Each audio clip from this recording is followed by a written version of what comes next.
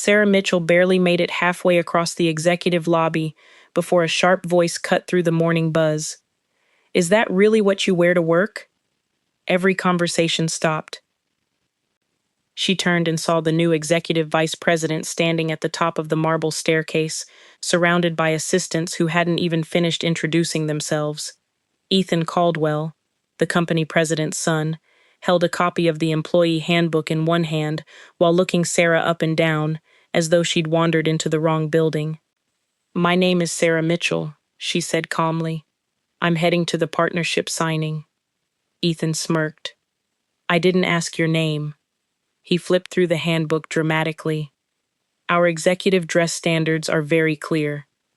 Sarah glanced down at her tailored navy business suit. Conservative, professional, the same style she'd worn to boardrooms across 4 continents. "I've represented this company like this for years." "Not anymore." He snapped the handbook shut. "You're done." Silence swept through the lobby. Several employees looked toward human resources, expecting someone to step in. No one moved. One HR manager swallowed hard before quietly lowering her eyes. Ethan pointed toward security. "Escort her out. Effective immediately." Sarah stared at him, searching for any sign that this was some bizarre misunderstanding. Instead, he smiled. "Welcome to the new leadership." Security approached awkwardly, clearly uncomfortable. I'm sorry, Ms. Mitchell." "It's all right," Sarah answered quietly, gathering the leather portfolio she'd carried through nearly 3 years of negotiations. Around her, coworkers looked stunned. Some avoided eye contact. Others looked ready to protest before remembering exactly who Ethan's father was. Sarah had spent 36 months building today's agreement. Hundreds of flights, thousands of conference calls, weekend strategy sessions, holiday dinners missed. She'd rejected 2 executive offers from competitors because she believed finishing this partnership mattered more than chasing a bigger title. Today was supposed to be the reward. Instead, she was being escorted toward the atrium exit before anyone even asked what she actually did. The enormous glass doors opened. An international delegation entered the building, followed by attorneys, translators, financial advisors, and several members of the press. Leading them was Chairman Kenji Takahara. The moment he spotted Sarah, his face brightened. "Sarah?" He crossed the atrium with an outstretched hand. "We're ready." Employees watched the two shake hands. "The board approved everything," Takahara said warmly. "Are you ready to close the partnership?" Sarah hesitated. Then she looked briefly toward Ethan before returning her eyes to the chairman. "I'm sorry." Her voice remained steady. "I can't." Confusion crossed his face. "The partnership is off." "What happened?" Sarah gave a small, almost apologetic smile. "He just fired me." For several seconds, nobody spoke. Then, Chairman Takahara slowly turned toward Ethan Caldwell. His expression changed completely. "He did what?" The entire atrium fell silent as executives, employees, reporters, and security officers all looked toward the president's son for an answer. Sarah expected Chairman Takahara to be furious with her. Instead, he looked genuinely confused. "I'm sorry," she said quietly. "I no longer represent the company." His eyes narrowed. "Who made that decision?" Before Sarah could answer, Ethan stepped forward with an easy smile. "I did." The confidence in his voice filled the atrium. "I'm Ethan Caldwell, the company's new executive vice president. We won't be needing her anymore."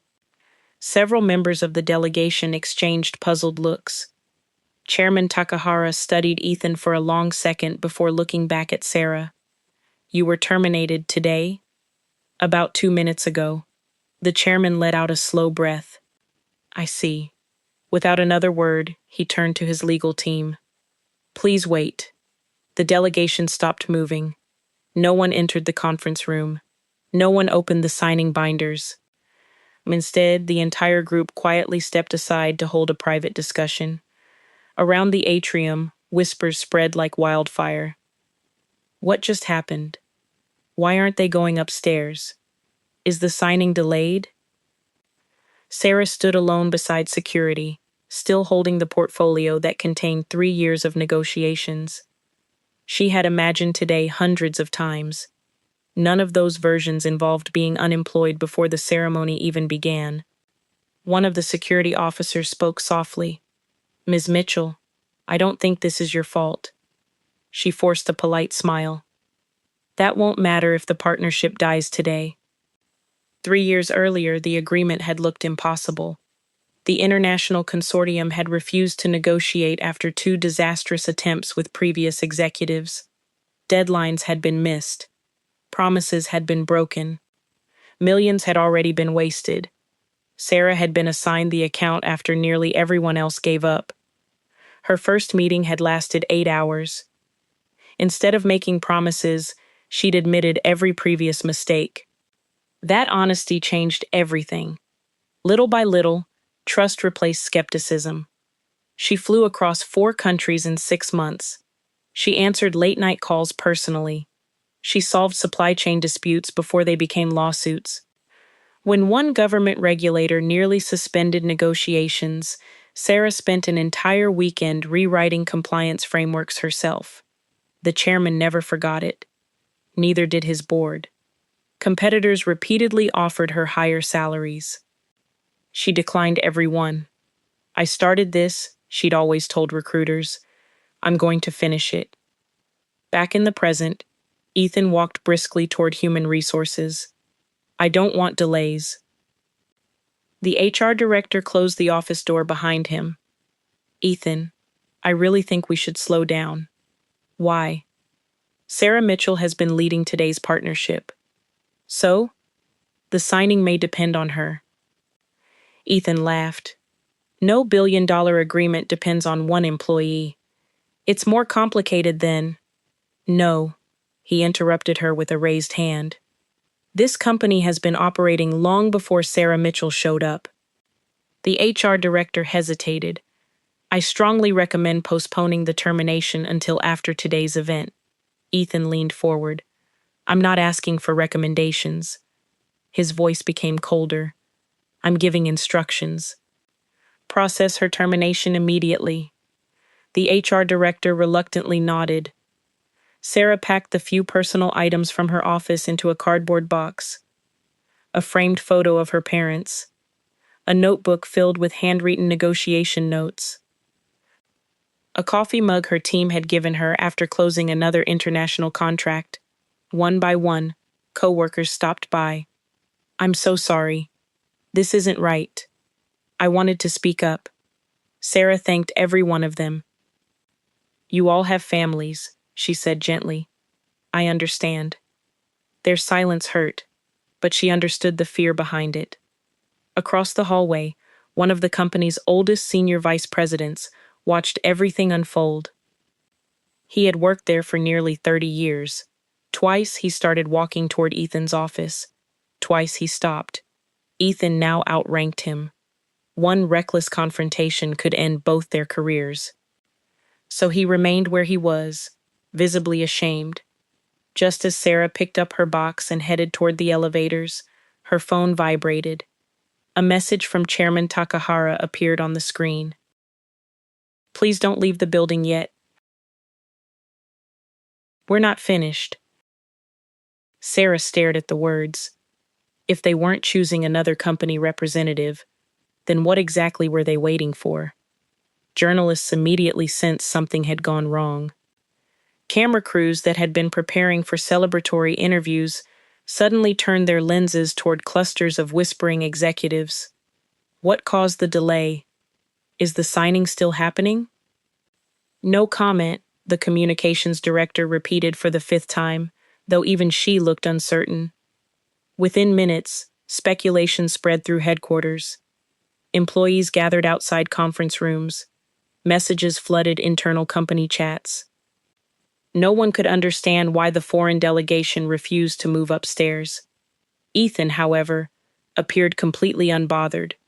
He straightened his expensive suit jacket before addressing several senior vice presidents. "Let's not waste everyone's morning." He smiled confidently. I'll finish this myself. One executive cautiously asked, shouldn't we wait for the delegation's explanation? They're here to do business. Ethan shrugged. They'll sign? He motioned toward the atrium. Let's begin. Several directors exchanged uneasy glances but followed.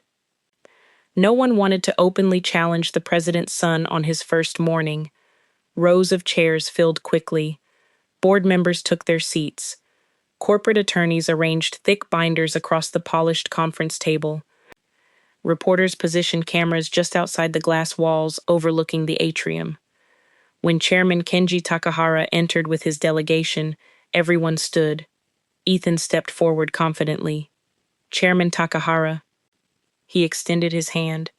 I'm Ethan Caldwell, Executive Vice President. The chairman acknowledged the greeting with only a slight nod. I understand. Ethan gestured toward the signing table.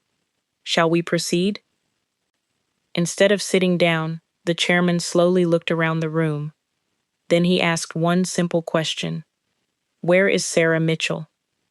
The room became noticeably quieter. Ethan answered without hesitation. She no longer works here. Several members of the foreign delegation immediately looked toward one another. One attorney lowered his pen. Another quietly closed his notebook. The chairman blinked once. You terminated her? Correct. Ethan folded his arms confidently. We're moving in a different direction. The chairman remained perfectly calm. When? This morning. And why? Ethan smiled. I expect executive-level professionalism. He deliberately avoided mentioning the comment about Sarah's appearance. The chairman looked at him for several long seconds before speaking again. For the past 3 years, every meaningful conversation regarding this partnership has gone through Sarah Mitchell. No one interrupted him. Every regulatory issue, every financial adjustment, every operational dispute, every cultural concern. He glanced toward the company's directors. She rebuilt trust after previous negotiations failed. Several board members slowly lowered their eyes. The chairman continued. Our board approved every strategic milestone because of her work. Reporters immediately began taking notes. Across the room, executives who had never fully appreciated Sarah's role suddenly realized just how visible she had been to the partner. Still, the chairman stopped there. He never mentioned the confidential condition attached to the agreement. That detail remained known only to a handful of attorneys. Ethan laughed lightly. I appreciate her contributions. But companies don't revolve around one employee. The agreement belongs to this corporation. The chairman didn't answer immediately. Instead, he exchanged a silent glance with his chief legal counsel. The attorney gave the smallest nod. Several members of the foreign delegation quietly closed their binders. The company's directors noticed. A growing sense of panic settled across the room. One board member leaned toward another. Do they know something we don't?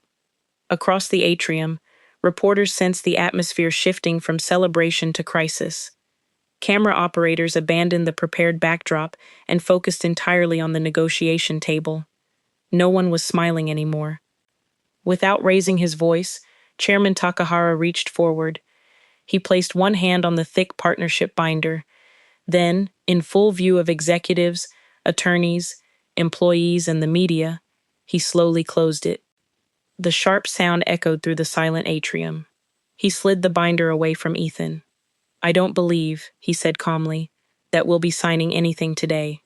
Emergency meetings erupted across the executive floor before anyone officially announced the signing had failed. Conference room doors slammed shut. Phones rang nonstop. Assistants rushed between offices carrying binders and tablets. The celebration planned for that morning disappeared almost instantly. Inside the executive boardroom, directors gathered around the long walnut table, each asking a different version of the same question. What happened? Why did they stop the signing? Where is Sarah? No one had a complete answer. Less than 20 minutes later, the company president, Richard Caldwell, hurried through the private executive entrance. He had been scheduled to arrive only after the ceremonial signing. Instead, he'd received 3 urgent calls during the drive. The first from corporate communications, the second from the board chairman, the third from the company's general counsel. None of them sounded calm. Richard entered the boardroom and looked directly at his son. "Ethan, what happened?" Ethan answered confidently. "I made a personnel decision. You fired 1 employee. The delegation is overreacting."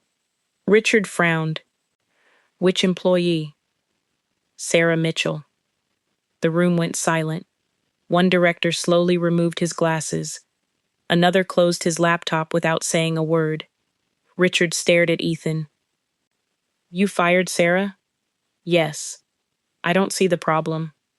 "The problem," General Counsel Melissa Grant interrupted, "is that the partnership is now suspended." Ethan shook his head. "No. Sarah manipulated them. They're trying to pressure us into reversing my decision." Several executives looked uncomfortable. Richard turned toward the legal team. "Is there any evidence of that?" Melissa answered immediately. "None." She placed several folders on the table. "However, we've begun reviewing the transition documents provided to Executive Vice President Caldwell before his first day." She opened the first binder. Every page contained highlighted sections, meeting schedules, negotiation summaries, risk assessments, leadership notes. One page carried a bold heading, "Primary Executive Contact, Sarah Mitchell." Melissa slid it across the table. This document was delivered 6 days ago. She opened another folder. This briefing was sent by email. Another. And this one. Every file carried Ethan's confirmation that he had received it. Richard slowly looked toward his son. "You reviewed these?" Ethan hesitated. "I skimmed them." Melissa wasn't finished. She projected Ethan's inbox onto the conference room screen. There were 11 transition briefings. 8 specifically identified Sarah as the lead executive responsible for today's closing. Another executive leaned forward. "You ignored all of them?" Ethan's confidence finally began to crack. "I didn't think—" "No," Melissa replied evenly. "You didn't read them." Across the table, the Human Resources Director cleared her throat. "I also advised delaying any executive personnel actions until after today's signing." Richard looked at her. "In writing?" "Yes." She produced a printed email. The subject line read, "Recommendation: no executive staffing changes before partnership closing." Richard slowly closed his eyes. "You warned him." "I did." "And?" "He instructed HR to process the termination immediately." Outside the boardroom, Sarah quietly carried her box toward the elevators. The building suddenly felt unfamiliar. Co-workers who had once stopped her for advice now simply watched from a distance. Not because they blamed her, because no one knew what was happening anymore. Before she reached the lobby, Chairman Takahara caught up with her. "I hope you haven't left yet." "I was about to. I'd appreciate it if you stayed a little longer." Sarah gave him a tired smile. "I don't think there's anything left for me to do. There may be." He looked toward the executive floor. "Our board is making one final decision. I'd like you here when they do." She nodded and quietly took a seat in the nearly empty atrium. Back upstairs, the directors continued reviewing every document connected to the partnership. Most confirmed what they already feared. Sarah had built nearly every major component of the agreement. Then Melissa opened one final folder. "It's referenced several times," she said, "but this attachment wasn't included in the executive summary." She removed a sealed document marked, "Negotiation Framework, Final Execution Copy." The room watched as she flipped through its pages. When she reached page 14, she stopped. Her expression changed instantly. Without saying another word, she stood, picked up the agreement, and walked toward the center of the boardroom. Everyone looked at her. Melissa placed the document on the table and said quietly, "Everyone needs to read page 14. Melissa laid the agreement flat in the center of the boardroom. Every executive leaned forward. Richard Caldwell adjusted his glasses, while the general counsel silently turned the document toward the board. Page 14 contained a section none of them remembered discussing. At the top, in bold letters, was a single heading: Executive Continuity Provision. Melissa began reading aloud. This agreement is approved by both parties, based upon the continued leadership of Sarah Mitchell as executive sponsor through execution and implementation. The room became perfectly still. She continued. Should Miss Sarah Mitchell cease to represent the company prior to execution, the International Consortium reserves the unrestricted right to suspend or terminate negotiations without penalty. Richard slowly looked up. When was this added? Chairman Takahara answered calmly. 9 months ago. After your previous executive team changed twice during negotiations. Our board would not risk another leadership disruption. One director flipped back through earlier meeting minutes. It's here. Another found the legal approval. So is this. Every signature was present. Nothing had been hidden. Everything had been documented. Richard turned toward Ethan. You knew about this? Ethan's face had lost all color. I received too many documents. I assumed legal handled the details. Melissa shook her head. Legal reviewed them. You were required to review them as the incoming executive sponsor. She opened another folder. Your electronic acknowledgement confirms you certified these materials before your first day. Ethan stared silently at the table. There was nothing left to deny. Richard stood slowly. His disappointment was unmistakable. You fired the one executive the agreement required us to keep. Ethan tried one final defense. I was trying to establish authority. You established recklessness. Richard's voice remained controlled, but every word landed heavily. You didn't evaluate her. You didn't ask questions. You ignored human resources. You ignored legal. You ignored the transition briefings.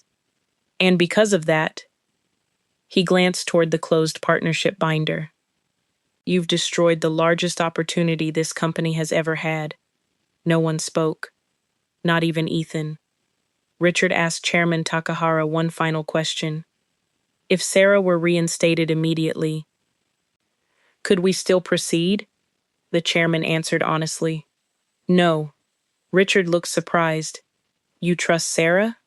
We do. But this is no longer about trust alone. He folded his hands.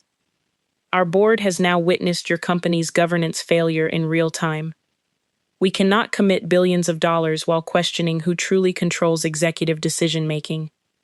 It would be irresponsible. The words carried no anger, only finality. The partnership was over. Later that afternoon, employees gathered quietly throughout headquarters as the board issued its emergency decisions. Ethan Caldwell was immediately removed from all executive authority pending an independent investigation. His access to executive systems was suspended before he even left the building. The board announced a complete review of executive appointment procedures, succession planning, and governance oversight. Financial analysts quickly reported the collapse of the $3.6 billion partnership. Within hours, news outlets across the business world carried the same headline. President's son's first day firing costs company historic partnership. Shareholders demanded answers. Several institutional investors called for governance reforms. The company's stock dropped sharply over the following days as confidence in leadership deteriorated. Sarah never asked to be reinstated. She quietly finished packing the last items from her office. As she reached the lobby, Chairman Takahara approached her once more. I owe you an apology. You honored every commitment you ever made to us. Our agreement failed because your company failed you. Sarah smiled politely. I appreciate that. He paused before continuing. Our board met during the recess. We made another decision. He handed her a sealed envelope. Inside was an offer to become global president of strategic partnerships for the consortium itself. The position carried greater responsibility, international authority, and the opportunity to build partnerships across multiple continents. Sarah looked up. You've already decided? We decided years ago. The partnership brought us to your company. You are the reason we stayed. Months later, Sarah stood inside her new office, overlooking an international financial district. Instead of rebuilding trust damaged by someone else's mistakes, she was leading negotiations for organizations that valued preparation over entitlement. Her first major agreement surpassed even the one she'd nearly signed that morning. Several former colleagues eventually joined her new organization, not because she recruited them, because they wanted to work somewhere merit mattered more than family connections. Back at her former company, recovery proved far more difficult. The lost partnership was never revived. Business schools later studied the incident as a real-world lesson in executive governance, succession planning, and the cost of impulsive leadership. Ethan's name became permanently associated with one decision made in less than 5 minutes. A decision that erased 3 years of work and billions in opportunity. As Sarah left an international conference after signing yet another successful agreement, a young executive thanked her for proving that competence still mattered. Sarah smiled, looked toward the skyline, and replied quietly, "Titles can be inherited." She paused before opening the car door. "But trust has to be earned."